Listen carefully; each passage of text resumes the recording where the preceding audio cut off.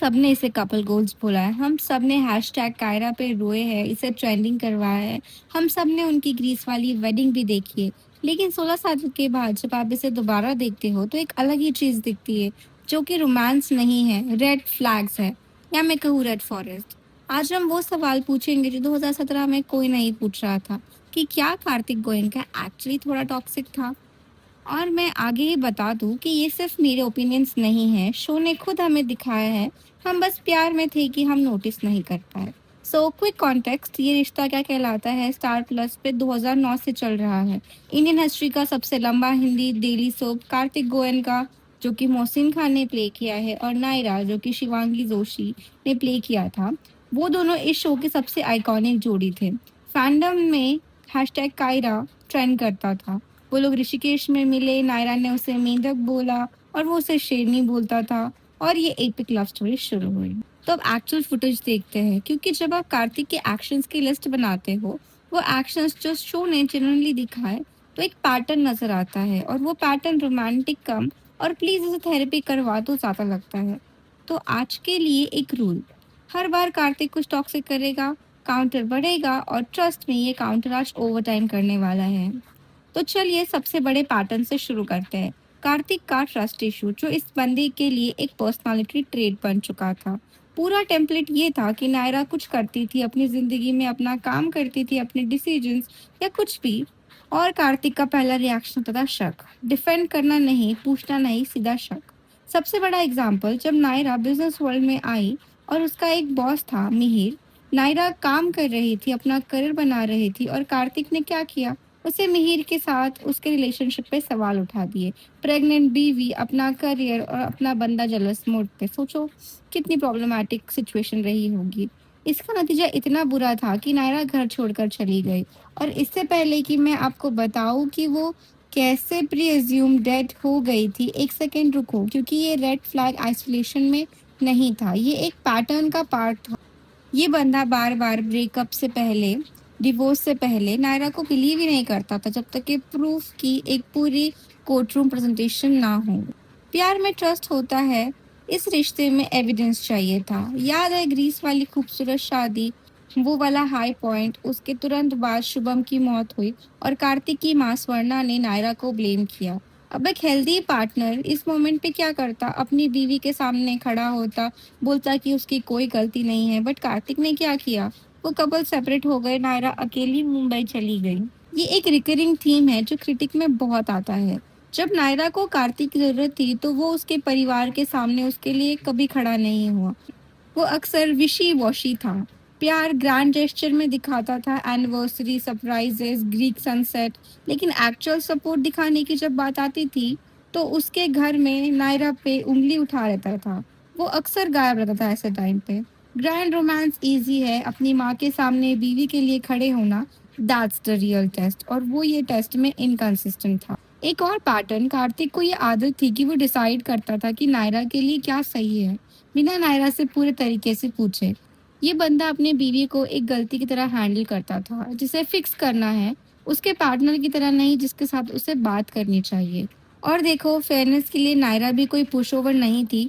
वो लड़ी, उसने अपनी बात रखी, वो मेंढक को मेंढक बुला सकती थी। यही रीजन था कि लोग इस जोड़ी को इतना पसंद करते थे, कि वो एक दूसरे से टकराते रहते थे।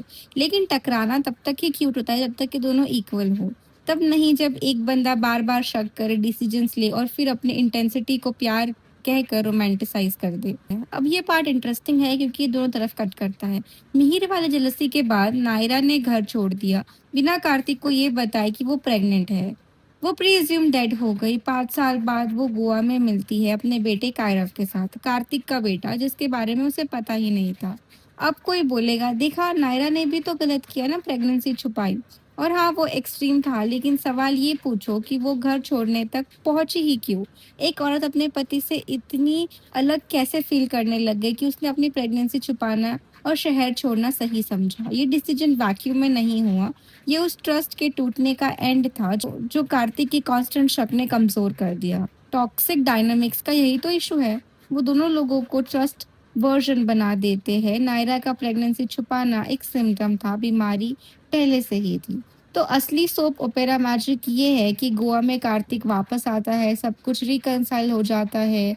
फिर उसके बाद उन्हें एक बेटी होती है अक्षरा नाम की, और शो इसे एक परफेक्ट रियूनियन की तरह फ्रेम करता है। और यहाँ क्रिटिक सबसे शार्प होती है क्योंकि शो ने कभी सीधे-सीधे नहीं बोला कि कार्तिक का बिहेवियर प्रॉब्लमैटिक था। उसने इसे रोमांस की तरह दिखाया, जेलसी को ये कितना प्यार करता है की तरह, शक को कि ये बस इनसिक्योर है but he loves her so much की तरह। में कार्तिक की टॉक्सिसिटी यहीं से दिखती है कि कैसे उसने नायरा के होते हुए भी वेदिका से शादी करने का ट्राई किया। भले ही हम बोल सकते हैं कि फैमिली ने फोर्स किया हो, but still why did he choose to marry her. And फिर उसके बाद वेदिका की भी लाइफ खराब कर दी, और फिर नायरा वापस आ जाती है तो वेदिका को छोड़ देता है। उसके बाद वो सीरत के साथ भी इसलिए आता है क्योंकि उसकी शक्ल नायरा से मिलती होती है। उसे सीरत से कभी एक्चुअली प्यार नहीं था। और यही है इसकी वजह से ये वीडियो मैटर करता है कि एक पूरी जनरेशन ने ये देखा कि इंटरनलाइज किया पॉसेसिवनेस इक्वल्स टू प्यार, कि जेलसी रोमांटिक होती है, कि अगर लड़का शक करता है मतलब वो केयर करता है, नहीं, मतलब उसे ट्रस्ट की प्रॉब्लम है, और ट्रस्ट की प्रॉब्लम एक पर्सनालिटी ट्रेट नहीं है, वो एक रेड फ्लैग है। बाकी स्टोरी आप जानते ही हो। जनवरी 2021 में नायरा का एक बस एक्सीडेंट में वो मर जाती है। हैशटैग कायरा पूरे देश में ट्रेंड करता है। मेकर्स ने कायरा डे तक रखा। फिर आई सीरत, एक बॉक्सर नायरा की हूबहू लुक अलाइक। वो भी शिवांगी जोशी ही प्ले करेगी ऑब्वियसली, क्योंकि गम का सोप ओपेरा सोल्यूशन यही है, सेम एक्ट्रेस को रिकास्ट करो, पुनर्जन्म करके दिखाओ, या फिर जुड़वा बहन। कार्तिक ने सीरत से शादी की, एक बेटी हुई आरोही। अक्टूबर 2021 के करीब में मोहसिन ने शो छोड़ दिया, कार्तिक को एक प्लेन क्रैश में निकाल दिया। तो कार्तिक का फाइनल स्कोर कार्ड, एक मेंढक निकनेम, एक ग्रीक शादी, लगभग डजन ट्रस्ट इश्यूज, एक प्रेग्नेंट बीवी जो आइसोलेटेड फील करके शहर छोड़ गई, एक रीयूनियन जिसे रोमांस बोला गया, और अंत में एक प्लेन क्रैश। देखो, ये कार्तिक से नफरत करने वाली वीडियो नहीं है। मोहसिन खान ने इस कैरेक्टर को इतना चार्मिंग, इतना इंटेंस बनाया कि यही पूरी प्रॉब्लम थी।